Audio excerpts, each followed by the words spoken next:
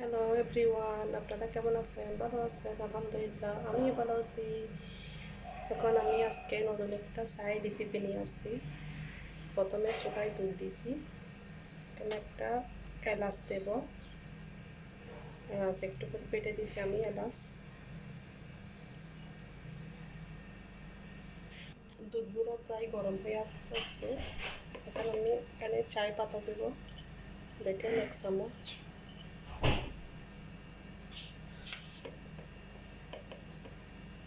অর্ধেক দিব।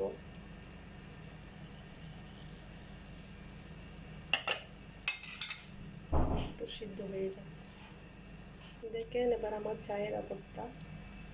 5 মিনিট সিদ্ধ করতে হবে এগুলোকে, আরও 5 মিনিট সিদ্ধ হয়ে গেলে কালারটা সুন্দর আসবে।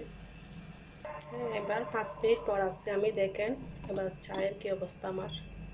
আলহামদুলিল্লাহ, মাশাআল্লাহ, কালারটা অনেক সুন্দর হয়েছে। এবার অনেক সুন্দর কালার আসছে আমার চায়ের, দেখেন আপনারা দেখে বুঝতে পারতেছেন।